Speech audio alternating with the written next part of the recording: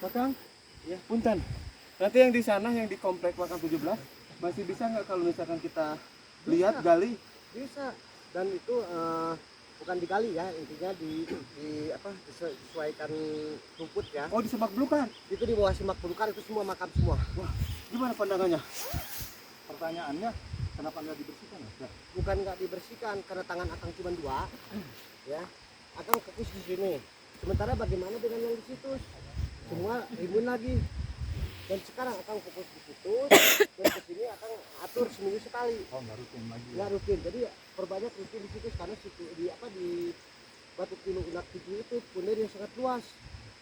Dan itu semak belukannya sangat luar Dan biasa. itu yang lagi diteliti sampai saat ini. Dan yang teliti utamanya ini Makamnya. makamnya, komplek pemakamannya. Jadi kalau di dalam pantun itu jadi di dalam pantun itu ada tulisan tanda jika bakal pelajaran sisa bekas kerajaan Pajajaran adalah batu Buar. satangtung. Buar kudia batu nu baris nyarita, batu nu mawa ciri nu dihandeuleumkeun diteuneun dihandeuleumsieun ditunda dihanduang sieun. Cirina ke batu satangtung eta bukan batu yang berdiri 1 meter. Kalau batu yang berdiri 1 meter itu batu namanya batu menhir, ya. Kalau batunya yang berdiri lebih dari 1 meter batu tugu. Kalau batunya yang hanya berdiri 80 cm panjang tangan. Kalau batunya yang kotak-kotak berdiri atau gunung padang. Jadi Dan batu yang baris nyarita itu adalah batu tulis yang sekarang ada di Bogor. Dan batu satangtung yang sebagai bukti ciri batu mawa ciri itu adalah kuburan. Maka carilah sisa-sisanya yang terkubur. Pesannya gitu. Pesannya sisa-sisa yang terkubur, dan disitulah batu nisan bukan hanya sekedar batu tapi batu nu mawa ciri jeung mawa bukti perjuangan leluhur. Dan inilah Dan makamnya. leluhur itu bukan hanya leluhur kita Pajajaran tapi leluhur Sunda. Jangan sedikit-sedikit Pajajaran itu dikatakan mitos. Jangan sedikit-sedikit Pajajaran Prabu Siliwangi itu dikatakan Hindu dan Buddha. Jangan sedikit-sedikit Pajajaran itu dikatakan kapitayan, animisme dan sebagainya. Coba pelajari. Semua yang ngaji tentang agama, isi daripada agama tersebut. Apa makna daripada Hindu, apa makna daripada Buddha, apa makna daripada kapitayan, apa makna daripada kejawen, dan apa makna daripada buhun. Tidak ada kita kalau tidak ada leluhur kita. Tidak akan ada orang tua kita kalau tidak ada kakek nenek. Tidak ada kakek nenek kalau tidak ada buyutnya.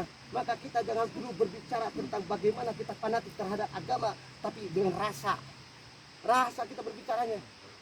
Rasa, kalau rasa kita sudah sampai mengenal Tuhan itu dengan rasa, mengenal diri itu dengan rasa, dan sehingga untuk mengenal leluhur kita itu dengan rasa.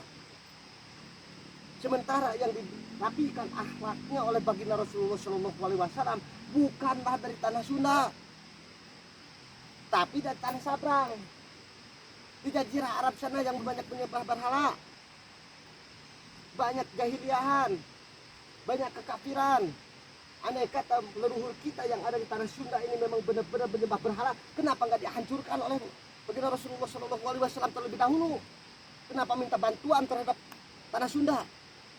Nah, ini yang harus kita sampaikan kepada generasi-generasi kita, harus kita sampaikan kepada saudara-saudara kita, bahwasannya leluhur kita mengajarkan kita untuk welas asih, terhadap sesama, bukan untuk memerangi sesama agama.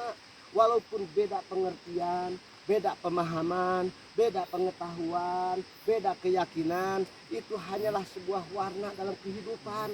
Karena sejatinya tujuan kita itu sama. Tujuannya mencari keridhaan yang maha kuasa, ridho dari kedua orang tua, ridho daripada para leluhur kita, ridho dari guru kita, ridho dari alam semesta, sehingga kita mendapatkan syafaat daripada kekasihnya Allah. Walaupun syahadat dulu leluhur kita itu berbeda-beda, itu karena apa? Karena belum adanya syahadat yang mutlak. Sementara syahadat itu menyaksikan diri kita. Menyaksikan. Kalau kita sudah bisa menyaksikan man arofa nafsa faqad arofa rabbahu, siapa yang mengenal dirinya, dia mengenal Tuhannya. Makanya untuk mengenal diri kita bersyahadat.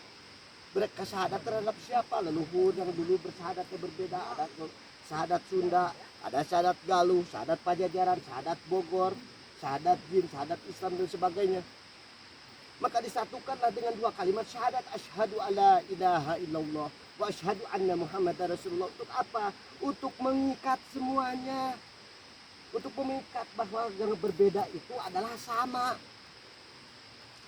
Apakah semua yang bersyahadat itu sudah menyaksikan, sudah bertemu? Ini jadi pertanyaan. Apakah kita sudah bertemu dengan baginda Rasulullah? Tidak. Itu dengan rasa. Wa mahabbati fi qulubi khalqika atma, itu rasa mahabbah. Cinta dalam hati kita, cinta dalam diri kita, sehingga cinta kita kepada baginda Rasulullah SAW untuk mendapatkan syafaatnya. Bagaimana kita bersyahadat untuk memberikan syafaat terhadap sesama, mencapai diri kita, menyapaati keluarga kita, tetangga kita, semuanya. Lalu kita ucapkan dua kalimat syahadat kepada Rasulullah SAW. Bukan berarti untuk menggeser keyakinan kita. Karena surga dan neraka itu kita yang menciptakan. Bukan diiming-imingi. Tuhan tidak pernah mengiming-imingi surga dan neraka. Yang menentukan surga dan neraka itu diri kita. Mau kita ke surga berarti kita harus berbuat baik. Mau kita ke neraka berarti harus melangkah dengan keburukan. Karena sebetulnya yang menjadikan siksaan di muka bumi dan akhirat ini adalah diri kita sendiri. Yang menyiksa diri kita, karena Tuhan tidak pernah menyiksa hambanya. Tuhan tidak pernah menghancurkan isi dunia. Tuhan tidak pernah menghancurkan semua ciptaannya, melainkan yang diciptakannya lah yang menghancurkan semua tatanan yang ada di dunia ini. Inilah yang disampaikan oleh leluhur itu. Untuk apa? Untuk supaya kita mencintai alam semesta. Untuk kita mencintai sesama makhluk hidup, sesama alam semesta. Supaya kita merasakan bagaimana hidup itu sesungguhnya untuk bermanfaat untuk orang lain, bukan untuk memanfaatkan diri sendiri. Percuma kita berbicara tentang agama, percuma kita berbicara tentang kemuliaan kalau dalam hati kita iri dan dengki terhadap orang lain. Makanya kembalikan lagi ajaran-ajaran Sunda, kembalikan lagi ajaran-ajaran Siliwangi, kembalikan lagi ajaran-ajaran Pajajaran, yang dimana ajaran-ajaran tersebut adalah ajaran yang penuh dengan kasih sayang, saling menyayangi, saling mengasihi, saling menerangi, saling mengajarkan segala sesuatu yang baik. Untuk siapa? Untuk seluruh kehidupan, bukan untuk dirinya. Makanya gelaran Siliwangi itu bukan hanya sekedar nama, tapi gelar yang mutlak. Gelar yang mutlak. Dan Siliwangi itu ada di setiap hati manusia yang ada di muka bumi ini sekarang juga. Ada di mana hati manusia yang sudah memiliki keadilan bagi dirinya, keadilan bagi keluarganya, keadilan bagi tetangganya, keadilan bagi rakyatnya, keadilan bagi negaranya. Itulah Siliwangi. Percuma kita berbicara Siliwangi, tapi yang ada memperebutkan apa yang bukan haknya. Assalamualaikum warahmatullahi wabarakatuh. Jadi teman-teman, di dalam perjalanan ini memang Kang Fajri memberikan arahan-arahan yang sebetulnya itu dari Eyang langsung ya.